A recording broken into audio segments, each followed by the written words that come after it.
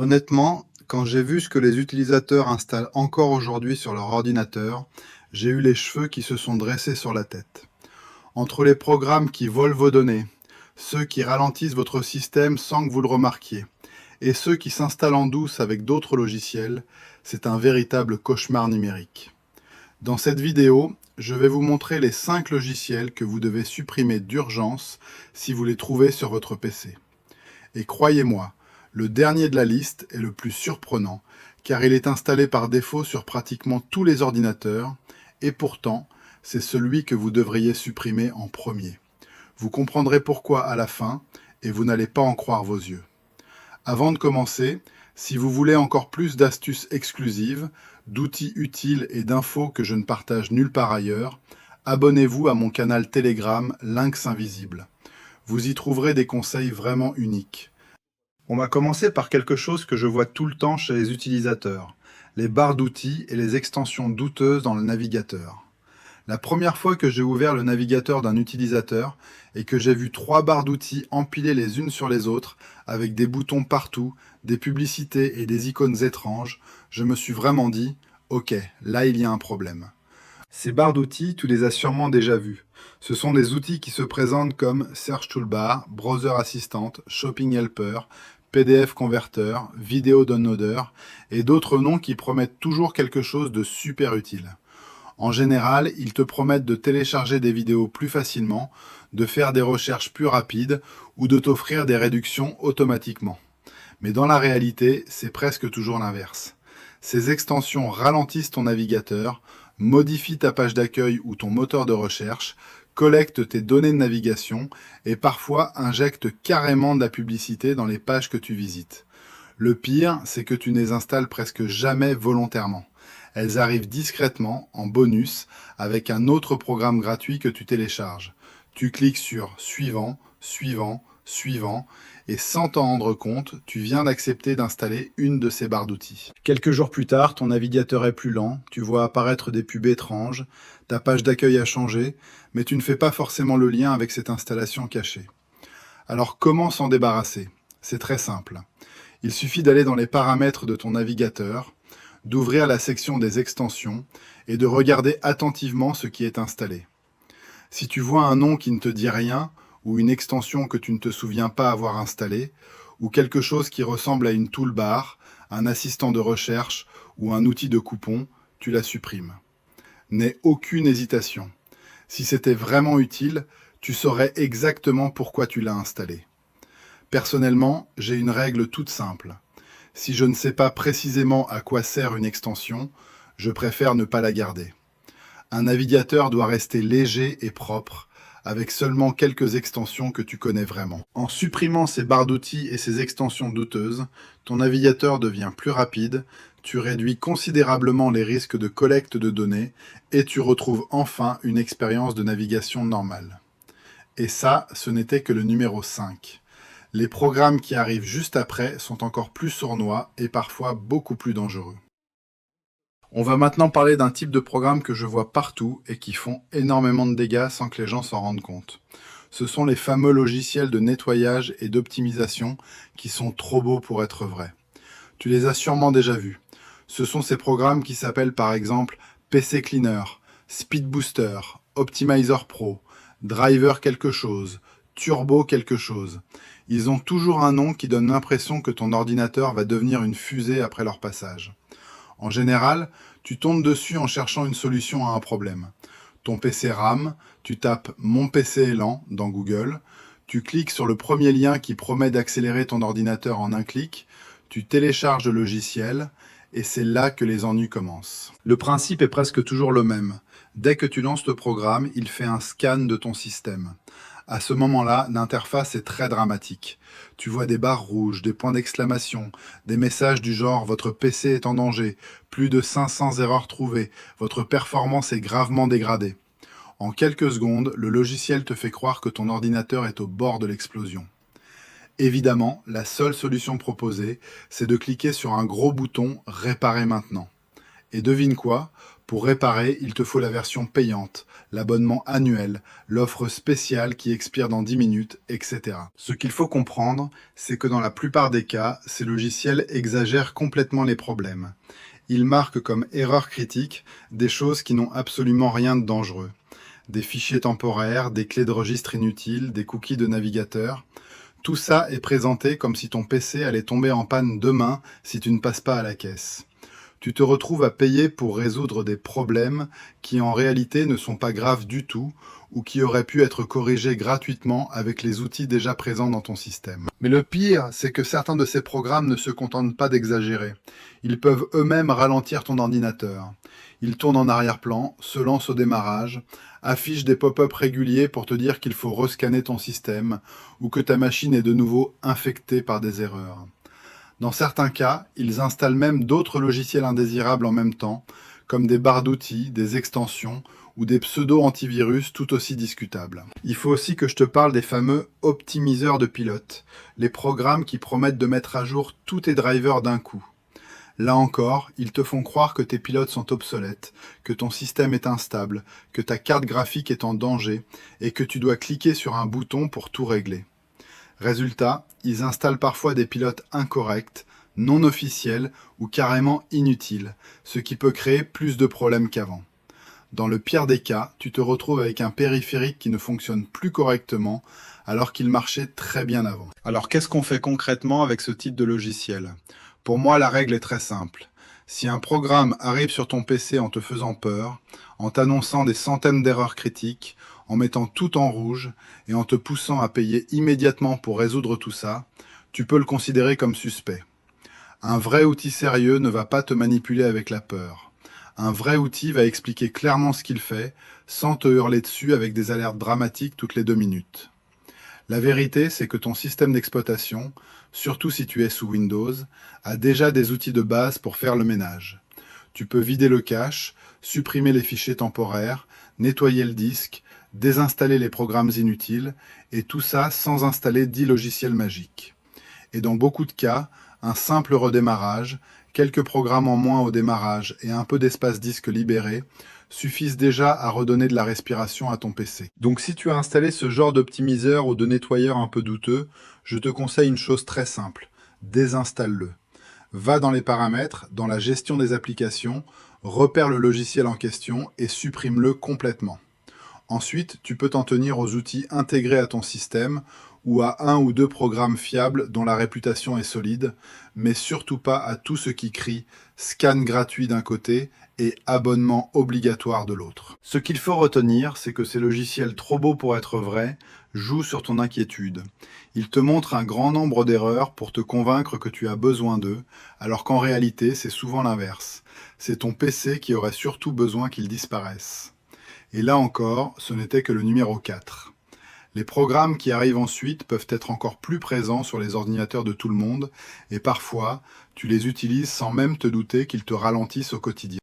On va maintenant parler d'un type de programme que presque tout le monde a installé au moins une fois sur son ordinateur, les lecteurs PDF, et plus précisément les lecteurs PDF remplis de publicités, de fonctionnalités inutiles, et parfois même de choses dont tu ne t'es jamais servi. Pendant des années, le réflexe était toujours le même. Tu avais un fichier PDF à ouvrir, tu allais sur Internet, tu téléchargeais le premier gros lecteur PDF qui apparaissait, souvent Adobe Acrobat Reader ou un équivalent très lourd. Au début, ça allait. Mais avec le temps, ces programmes sont devenus de plus en plus encombrants. Ils se sont mis à ajouter des options partout, des boutons pour des services en ligne, des offres d'abonnement, des fonctions de cloud, d'e-signature, de partage, des choses dont la plupart des gens n'ont absolument pas besoin juste pour lire un document. Le problème, c'est que beaucoup de ces lecteurs PDF sont devenus de véritables usines à gaz. Ils sont longs à se lancer, ils consomment beaucoup de mémoire, et ils essaient parfois de te pousser en permanence vers des versions payantes ou des services supplémentaires. Tu ouvres simplement un petit fichier PDF et tu te retrouves bombardé de messages du genre « Essayez notre version premium »,« Connectez-vous à votre compte »,« Stockez vos fichiers dans notre cloud ». Tout ça pour lire 2 pages de texte. Certains lecteurs, en plus de ça, affichent carrément de la publicité intégrée dans l'interface. Tu vois des bannières, des propositions de téléchargement d'autres logiciels ou des liens vers des services dont tu n'as jamais entendu parler. À partir de là, on n'est plus vraiment sur un simple lecteur de documents, mais sur une plateforme marketing installée directement sur ton ordinateur. Il y a aussi un autre point important. Plus un logiciel est lourd et complexe, plus il a de chances d'avoir des failles de sécurité. Les gros lecteurs PDF historiques ont été, à de nombreuses reprises, la cible de failles exploitées par des malwares.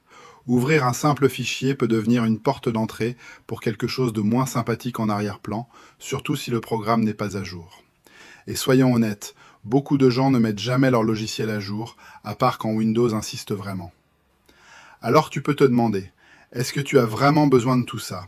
Est-ce que tu as réellement besoin d'un monstre de plusieurs centaines de mégaoctets, avec des dizaines de modules et de services connectés, juste pour lire un PDF de quelques pages ou télécharger une facture ? Dans la majorité des cas, la réponse est non. Aujourd'hui, il existe des alternatives légères, rapides et beaucoup plus propres. Sur Windows, par exemple, tu peux déjà lire des PDF avec le navigateur ou avec l'application intégrée. Pour la majorité des gens, ça suffit largement. Tu ouvres ton fichier, tu lis, tu fermes, point. Pas de pub, pas de pop-up, pas d'abonnement forcé, pas de lancement automatique au démarrage de ton PC. Personnellement, ce que je recommande, c'est de faire un petit check sur ton ordinateur. Pose-toi quelques questions très simples. Premièrement, quel lecteur PDF utilises-tu vraiment au quotidien ? Deuxièmement, est-ce qu'il t'affiche de la publicité, te pousse vers un abonnement ou des services dont tu n'as pas besoin ? Troisièmement, est-ce qu'il est long à se lancer ou est-ce qu'il installe des choses supplémentaires en douce ? Si tu te rends compte que tu as un gros lecteur PDF historique que tu n'as pas utilisé depuis des mois ou que tu en as plusieurs installés en même temps alors que tu n'en utilises qu'un seul, c'est le moment de faire du ménage. Tu peux aller dans les paramètres, dans la liste des applications, chercher le nom de ce lecteur PDF lourd et le désinstaller complètement. Ne garde que ce dont tu as vraiment besoin. Je sais que beaucoup de gens gardent ces programmes par habitude. Ils se disent « je l'ai toujours eu, donc je le laisse ». Mais ce n'est pas parce qu'un logiciel est présent depuis longtemps qu'il est encore adapté à l'usage actuel. Parfois, tu continues simplement à le garder parce que tu ne t'es jamais posé la question. Il faut aussi comprendre que chaque logiciel installé sur ton PC est un élément de plus à maintenir, à mettre à jour, à surveiller. Moins tu en as, mieux tu peux contrôler ce qui se passe sur ta machine. C'est pour ça que je conseille vraiment de virer ces lecteurs PDF super lourds, surtout ceux qui te bombardent de pubs ou d'offres payantes. En résumé, si tu utilises juste ton ordinateur pour lire des factures, des manuels, des documents simples, tu n'as pas besoin d'un lecteur PDF blindé de fonctionnalités marketing. Tu peux soit utiliser une alternative légère, soit te contenter du lecteur intégré à ton système ou à ton navigateur. Tu gagneras en simplicité, en vitesse et en tranquillité. Et encore une fois, ce n'est que le numéro 3 de cette liste. Les logiciels dont on va parler ensuite sont parfois encore plus dangereux parce qu'ils touchent directement à la sécurité de ton système et tournent en permanence en arrière-plan sans que tu t'en rendes compte. On arrive maintenant à un sujet qui crée énormément de problèmes sur les ordinateurs de monsieur et madame tout le monde. Les duplicateurs d'antivirus. En gros, c'est le fait d'avoir plusieurs antivirus ou suites de sécurité installées en même temps sur la même machine. Et crois-moi, c'est bien plus courant que tu ne le penses. Très souvent, quand je regarde le PC d'un utilisateur, je vois toujours la même chose. Il y a l'antivirus intégré à Windows qui tourne en arrière-plan, donc Windows Defender, et par-dessus ça, il y a encore un autre antivirus gratuit comme Avast ou AVG, et peut-être même en plus un gros antivirus préinstallé par le constructeur, comme McAfee ou un essai de Norton. Résultat, tu te retrouves avec 2 ou 3 programmes qui essaient tous de faire la même chose en même temps. Analyser tes fichiers, surveiller ta connexion, scanner ta mémoire, bloquer des menaces. Sauf qu'au lieu d'être plus protégé, tu es juste plus ralenti. Il faut bien comprendre une chose, un antivirus, ce n'est pas juste une petite application comme un bloc-notes ou un lecteur vidéo. C'est un programme qui s'installe profondément dans le système, qui surveille tout ce qui se passe, qui vérifie chaque fichier que tu ouvres, chaque programme que tu lances, parfois même chaque page web que tu visites. Quand tu en mets 2 ou 3 en même temps, ils se marchent sur les pieds. L'un veut analyser un fichier, l'autre aussi. L'un veut décider si quelque chose est dangereux, l'autre intervient par-dessus. Ça peut créer des conflits, des blocages, des erreurs, et évidemment, ça consomme énormément de ressources. Le pire, c'est que beaucoup de gens pensent faire bien. Ils se disent « plus j'ai d'antivirus, mieux je suis protégé ». En réalité, c'est l'inverse. Tu n'es pas mieux protégé avec 3 antivirus. Tu es juste plus embêté, ton PC est plus lent, et parfois, certains fichiers légitimes se retrouvent bloqués parce qu'un antivirus voit un problème là où l'autre n'en voit pas. Dans certains cas, ça peut même te donner une fausse impression de sécurité. Tu te dis «j'ai plein de protections», alors qu'en fait, aucune n'arrive à travailler correctement. Il y a aussi un autre scénario très classique. Tu achètes un ordinateur neuf et quand tu le démarres pour la première fois, il y a déjà une version d'essai d'un antivirus installée. McAfee, Norton ou une autre suite de sécurité. Pendant quelques semaines, tout va bien, puis au bout d'un mois ou deux, tu commences à recevoir des messages du genre «Votre essai arrive à expiration, achetez la version complète pour rester protégé». Comme ça te dérange, tu télécharges un antivirus gratuit à côté, mais tu ne désinstalles pas l'ancien. Résultat, tu te retrouves avec 2 antivirus actifs, voire 3 si tu comptes Windows Defender. Ce qu'il faut comprendre, c'est que sur Windows aujourd'hui, Windows Defender est largement suffisant pour la grande majorité des utilisateurs. Il est intégré au système, il se met à jour tout seul, il est relativement léger et il fonctionne plutôt bien. Si tu as des habitudes de navigation normales, que tu ne cliques pas sur tout et n'importe quoi, que tu ne télécharges pas de fichiers bizarres depuis des sites douteux, Defender suffit largement. Ajouter par-dessus ça un autre antivirus lourd n'apporte pas grand-chose, à part de la lenteur et des notifications en plus. Alors, qu'est-ce que tu peux faire concrètement? La première chose, c'est de te demander combien d'antivirus tu as réellement sur ta machine. Est-ce que tu as déjà vu passer des fenêtres de McAfee, Avast, AVG, Norton, Kaspersky, Bitdefender ou d'autres noms de ce genre? Est-ce que tu as des icônes de bouclier ou de logos de sécurité en bas à droite de l'écran, près de l'heure, et tu ne sais même plus à quel programme ils correspondent? Si c'est le cas, c'est probablement que tu as plusieurs solutions de sécurité installées. La bonne pratique, c'est très simple. Un seul antivirus à la fois. Pas 2, pas 3. Un. Tu choisis celui que tu veux garder et tu désinstalles les autres proprement. Par exemple, si tu décides de garder Windows Defender, ce qui est un très bon choix pour beaucoup de gens, alors tu vas dans les paramètres de ton système, dans la liste des applications, et tu supprimes tout ce qui ressemble à un antivirus tiers ou une suite de sécurité. McAfee, Norton, Avast, AVG ou tout autre programme qui se présente comme Internet Security, Total Protection, Security Suite. Tu peux les désinstaller si tu ne veux pas les utiliser. Si au contraire tu as payé pour une suite de sécurité complète que tu connais bien, que tu utilises et que tu apprécies, dans ce cas tu peux garder celle-ci, mais assure-toi que Windows Defender n'essaie pas de scanner en même temps. Normalement, quand tu installes une suite de sécurité sérieuse, elle se déclare comme protection principale et Windows Defender se met un peu en retrait. Mais si tu as bricolé des choses ou modifié des paramètres, il est possible que les deux soient actifs. Donc là encore, l'idée c'est de vérifier et de s'assurer qu'il n'y a qu'une seule protection temps réel active. Un autre point important, ce sont les Web Shields, des extensions de protection dans les navigateurs. Certains antivirus installent des modules supplémentaires dans Chrome, Edge ou Firefox pour sécuriser ta navigation, vérifier des liens, analyser les résultats de recherche. Avoir un module de ce type, pourquoi pas? Mais en avoir 3 qui se superposent, c'est la meilleure façon de rendre ton navigateur lent, instable et parfois même bloquer des sites légitimes sans raison.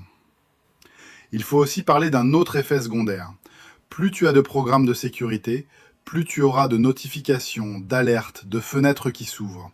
Un te dit tout va bien, l'autre te dit attention, risque potentiel, le troisième te propose une offre d'abonnement. À la fin, tu ne sais plus qui écouter, tu cliques partout pour fermer les fenêtres et tu finis par ne plus prêter attention aux alertes vraiment importantes. En résumé, si ton PC est lent, si le ventilateur tourne souvent, si tu as plusieurs logos d'antivirus dans ta barre des tâches ou si tu reçois des notifications de différents programmes de sécurité, il y a de grandes chances que tu aies ce problème de duplication d'antivirus. Dans ce cas, la solution la plus saine, c'est de choisir une seule protection principale, de désinstaller le reste et de laisser ton système respirer. Tu n'as pas besoin d'une armée de programmes pour te protéger. Tu as surtout besoin d'un seul antivirus fiable, de mises à jour régulières et d'un peu de bon sens quand tu utilises ton ordinateur. Et encore une fois, on n'est même pas encore au numéro 1 de cette liste. Le dernier programme dont on va parler est encore plus vicieux parce qu'il est installé par défaut sur énormément de machines et que beaucoup de gens pensent qu'il est utile alors qu'en réalité, c'est souvent l'un des premiers à supprimer. On arrive enfin au numéro 1 de cette liste, et pour moi, c'est l'un des plus gros problèmes sur les ordinateurs grand public. Les logiciels préinstallés, ce qu'on appelle aussi le bloatware. Et là, je peux te dire une chose très simple. Plus je vois de PC neufs sortis de boîte, plus je comprends pourquoi ils deviennent lents en quelques semaines. Tu connais sûrement la situation. Tu achètes un ordinateur tout neuf, tu l'allumes pour la première fois, et au début, tout a l'air parfait. Mais très vite, tu commences à recevoir des pop-up, des notifications, des messages du constructeur, des offres d'essai, des jeux gratuits, des services cloud, des assistants en tout genre. Tu n'as encore rien installé toi-même, et pourtant ton PC se comporte déjà comme s'il était rempli de choses dont tu n'as jamais entendu parler. C'est ça le bloatware. Ce sont tous ces programmes qui sont installés par le fabricant d'ordinateurs ou par des partenaires commerciaux avant même que tu aies posé les mains dessus. Des jeux préinstallés, des versions d'essai d'antivirus, des logiciels pour acheter des forfaits supplémentaires, des outils de support constructeur, des applications de cloud que tu n'utiliseras jamais, des boutiques intégrées, et parfois même des doublons de fonctionnalités que Windows gère déjà très bien tout seul. Le problème, ce n'est pas juste qu'ils prennent de la place. Le vrai problème, c'est qu'ils tournent en arrière-plan. Ils se lancent au démarrage, ils restent actifs pendant que tu travailles, ils vérifient des mises à jour, ils envoient des données, ils affichent des notifications, bref, ils grignotent ta mémoire vive et ton processeur sans que tu t'en rendes compte. Résultat, tu te retrouves avec un PC qui met 3 plombes à démarrer alors qu'il est pourtant presque neuf. Je te donne un exemple très classique. Sur beaucoup de machines de grande marque, tu as un assistant constructeur. Un programme qui te promet de t'aider à mettre à jour les pilotes, à contacter le support, à optimiser ton PC. En pratique, ce truc se lance au démarrage, vérifie tout et n'importe quoi, t'affiche des fenêtres dont tu n'as pas besoin, rajoute une icône de plus près de l'horloge et parfois installe d'autres composants derrière. Tu as aussi les versions d'essai de suite de sécurité, qui n'arrêtent pas de t'envoyer des messages pour que tu passes à la version payante. À côté de ça, tu as des jeux gratuits, des démos, des programmes promotionnels qui te proposent des réductions, des abonnements, des offres spéciales utilisateurs de ce PC. Et le plus ironique, c'est que beaucoup de gens pensent que tout ce qui est déjà présent sur le PC à l'achat est forcément officiel, et donc indispensable. Ils se disent, si c'est installé d'usine, c'est que ça doit être important. En réalité, non. Dans beaucoup de cas, ce sont juste des accords commerciaux entre le fabricant de l'ordinateur et des éditeurs de logiciels. En clair, on t'a transformé en panneau publicitaire ambulant sans te demander ton avis. Alors qu'est-ce que tu peux faire concrètement pour te débarrasser de tout ça sans faire de bêtises? La première étape, c'est de comprendre une chose. Tout ce qui est préinstallé n'est pas nécessairement utile. Tu n'es pas obligé de garder un programme juste parce qu'il était là le premier jour. Tu as le droit de faire du ménage. Je te conseille de prendre un moment, calmement, et de parcourir la liste complète de tes applications installées. Tu vas dans les paramètres de Windows, tu ouvres la section des applications et tu regardes un par un les programmes qui sont là. Pose-toi une question très simple à chaque fois. Est-ce que j'utilise vraiment ce logiciel? Est-ce que je sais à quoi il sert? Est-ce qu'il m'a déjà été utile ne serait-ce qu'une fois? Si la réponse est non, il y a de grandes chances que ce soit du bloatware dont tu peux te passer. Bien sûr, il ne s'agit pas de désinstaller n'importe quoi au hasard. Tu ne touches pas aux pilotes, tu ne touches pas aux composants système, tu ne touches pas aux outils que tu reconnais comme importants pour le bon fonctionnement de ton matériel. Mais tous les jeux préinstallés que tu n'as jamais lancés, les versions d'essai de programmes que tu n'utiliseras jamais, les applications de shopping, de cloud obscur, les trucs qui ont offer, trial, assistant, bonus dans le nom, tout ça, dans la plupart des cas, tu peux les retirer sans aucun regret. Tu peux aussi jeter un coup d'œil à ce qui se lance au démarrage. Si dès que tu allumes ton PC, tu vois apparaître des fenêtres d'un constructeur, d'un service cloud, d'un antivirus d'essai, d'un gestionnaire de compte spécial ou d'un jeu qui se met à jour, ce sont autant d'indices qu'il y a du bloatware dans le lot. Plus tu nettoies, plus ton démarrage sera rapide et plus ton système sera réactif. Ce qui est important à comprendre, c'est que ces logiciels préinstallés ne sont pas là pour toi. Ils sont là pour ceux qui les vendent. Ils ne sont pas pensés pour te rendre service à long terme, mais pour te pousser à utiliser un service, à t'abonner, à acheter quelque chose ou à rester dans leur écosystème.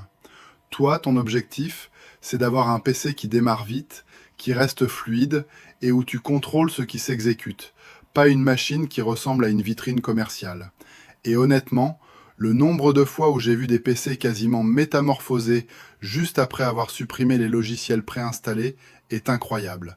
Tu enlèves le bloatware, tu désactives quelques programmes au démarrage, tu fais un petit ménage et d'un coup, tu as l'impression d'avoir changé d'ordinateur sans en avoir acheté un nouveau. Donc si tu as un PC qui était rapide au début et qui est devenu lent sans que tu comprennes pourquoi, il y a de grandes chances que les logiciels préinstallés et tout ce qui s'est greffé autour jouent un rôle là-dedans. Prends le temps de faire ce tri, de reprendre le contrôle sur ce qui est vraiment installé sur ta machine, et tu verras que ton ordinateur te dira merci. Et surtout, garde en tête cette idée simple pour la suite.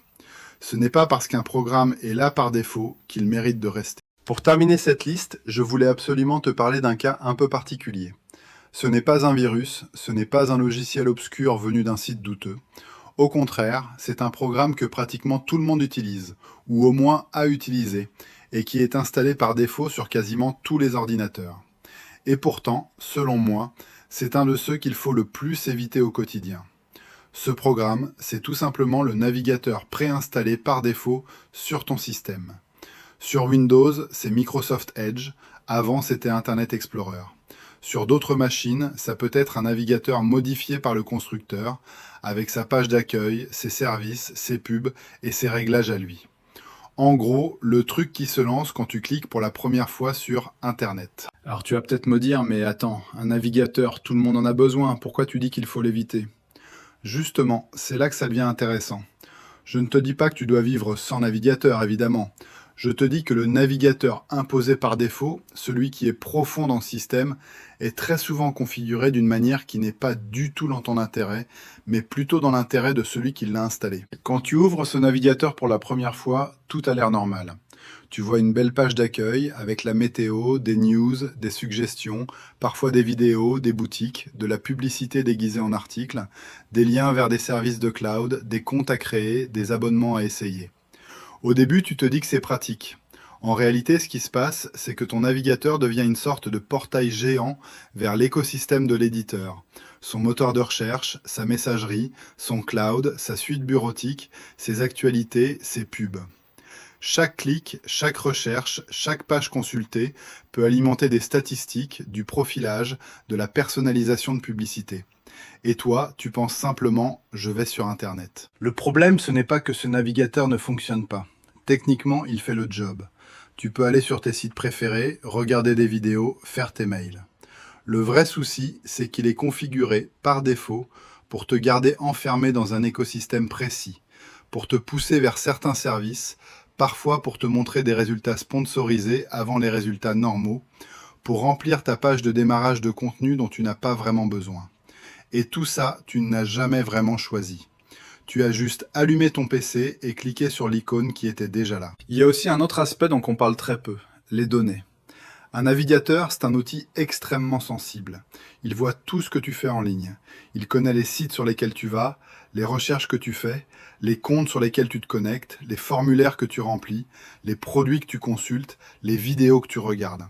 Si en plus il est lié à un compte, un cloud, une synchronisation, il récupère en plus ton historique, tes favoris, les onglets ouverts, parfois même des mots de passe enregistrés. Quand tu utilises le navigateur par défaut sans te poser de questions, tu acceptes que tout cela soit centralisé au même endroit, chez la même entreprise, avec les réglages par défaut que tu n'as probablement jamais modifiés. Je ne suis pas en train de te dire que tout est mauvais, ni de te vendre un complot. Ce que je te dis, c'est que la plupart des gens n'ont jamais vraiment choisi leur navigateur. Ils se contentent d'utiliser celui qui était là, avec les options activées d'origine, sans se demander ce que ça implique pour leur vie privée et leur confort d'utilisation. Et ça, pour moi, c'est un vrai problème. Il y a aussi un côté pratique. Les navigateurs préinstallés sont souvent truffés de petits ajouts. Intégration forcée avec un compte en ligne, suggestion de contenu, notifications, recommandations, intégration avec des assistants vocaux, synchronisation automatique, services qu'on ne comprend même pas toujours. Tout ça consomme des ressources, affiche des pop-up, envoie des notifications dont tu n'as pas forcément envie.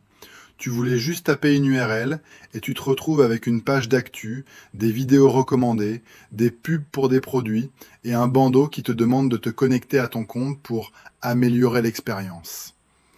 Alors, qu'est-ce que je te recommande concrètement? Déjà, la première étape, c'est de prendre conscience que tu as le choix. Tu n'es pas obligé d'utiliser le navigateur préinstallé. Tu peux en installer un autre que tu as choisi toi-même en fonction de ce que tu veux vraiment. Plus de respect de la vie privée, moins de pubs, une interface plus simple ou juste quelque chose que tu contrôles un minimum. Une fois que tu as installé ce navigateur alternatif, tu peux le définir comme navigateur par défaut et t'en servir pour tout.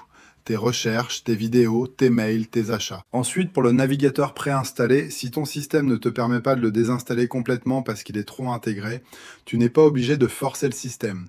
Tu peux déjà faire quelque chose de très simple.